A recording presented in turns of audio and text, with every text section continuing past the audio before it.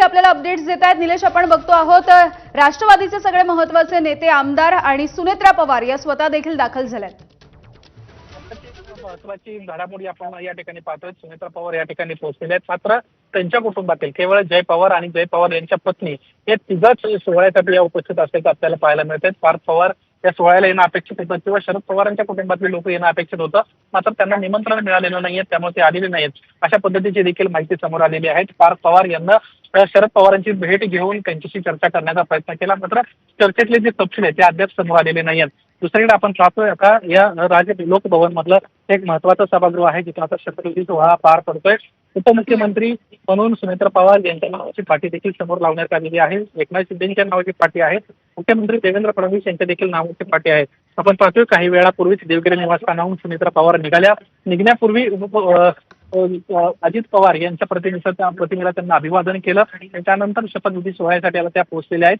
त्यांच्यासोबत समोरच्या खुर्चीवर राष्ट्रवादी काँग्रेस पक्षाचे राष्ट्रीय कार्याध्यक्ष प्रफुल्ल पटेल आहेत, प्रदेशाध्यक्ष सुनील तटकरे आहेत. खरं तर या सगळ्या प्रक्रियेमध्ये या दोघांना महत्वाची भूमिका पार पडलेली आहे. शरद पवारांना देखील पत्रकार परिषदेमध्ये सकाळी या दोघांच्या संदर्भामध्ये उल्लेख करताना कुठेतरी या दोघांना बैठका केल्या, त्यानंतर उपमुख्यमंत्री पदाची सूत्र हल्ली अशा पद्धतीचे देखील सुतोवाच केल्याचं आपल्याला पाहायला मिळालं होतं. आजच्या या सोहळ्यासाठी या सभागृहामध्ये 300 खुर्च्या मांडण्यात आलेल्या आहेत. राष्ट्रवादी काँग्रेस पक्षाचे महत्वाचे जे पदाधिकारी आहेत, नेते आहेत, त्यांना या सोहळ्यासाठी निमंत्रित करण्यात आलेलं आहे.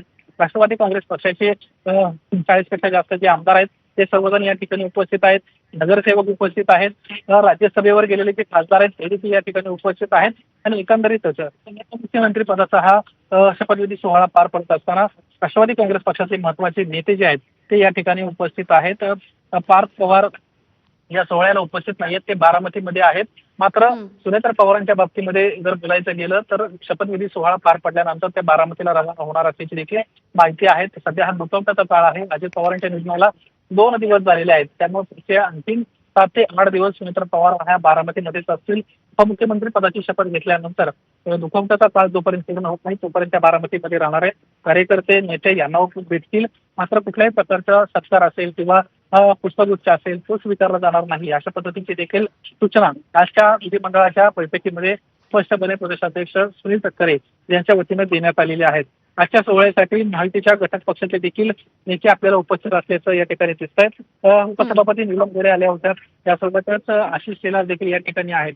त्यासोबतच राष्ट्रवादी काँग्रेस पक्षातल्या महिला आमदार सना मलिक, आदिती तटकरे हे देखील कार्यक्रमासाठी या पोहोचलेले आहेत.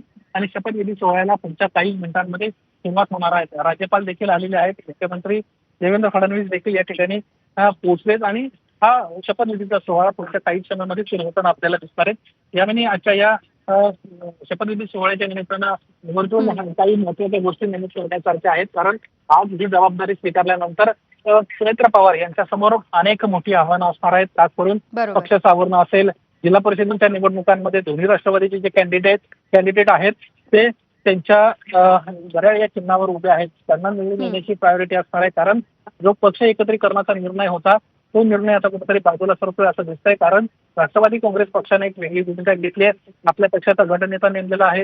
यानंतर सुनेत्रा पवारांना सर्वाधिकार देखील दिलेले आहेत आणि सुनेत्रा पवार कदाचित पुढच्या काही दिवसांमध्ये राष्ट्रीय अध्यक्ष पदाची देखील धुरा सांभाळू शकतात अशी पण एक चर्चा जी आहे ती समोर आली आहे. त्यामुळे एकंदरीतच राष्ट्रवादी काँग्रेस पक्ष एका मोठ्या परिवर्तनाच्या या सगळ्या काळामधून जाताना आपल्याला दिसत आहेत. वेगवेगळ्या गोष्टी पक्षामध्ये धडाधड घडताना आपल्याला दिसत आहेत. खास करून पार्थ पवार यांच्या बाबतीत सांगायचं गेलं तर त्यांना देखील ईची जागा जी राज्यसभेची खाली होणार आहे, सुनेत्रा पवारांची राज्यसभेची जागा जी आहे ती खाली होणार आहे, ती कुठेतरी आपल्याला मिळावी अशा पद्धतीची एक भूमिका देखील मांडलेली आहे.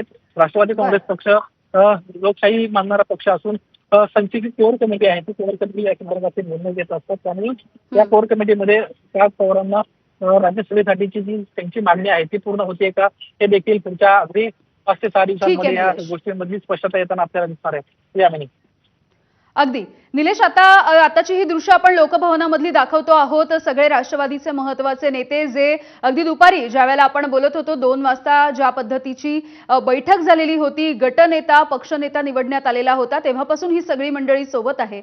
आणि आपण बघतोय जय पवार हे काल रात्री बारामतीवरून सुनेत्रा पवार यांच्यासोबत निघाले होते. ते आज सकाळी मुंबईमध्ये पोहोचले आणि या शपथविधीच्या या समारंभासाठी देखील ते उपस्थित आहेत.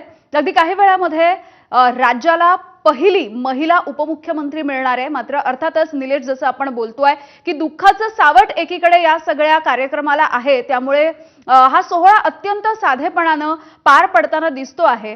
जसं आपण म्हणालो की राष्ट्रवादी काँग्रेसचे काही महत्त्वाचे नेते आपल्याला दिसत आहेत, मात्र महायुतीमधून नेमकं कोण आहे आणि पवार कुटुंब